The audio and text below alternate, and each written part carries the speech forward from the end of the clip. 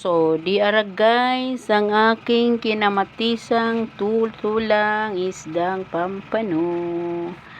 Ulo yan siya mga guys, kalami sa sabaw o sa di mo kaog tula ay pinirito. Ayan na mga guys. 2 in 1. 2 recipe in 1. Tulang isda and then fried fish. Yan lang naman ng mga guys ang ating dinner for today. Kinamatisang isda with sili. Ginawa ko sa ulo guys at ay aking sinabawan. Ayan mga guys, kayami. Thank you for watching. Kain tayo. May nagmimerienda dito. Late na ang kanyang snack. May milk and egg and bread.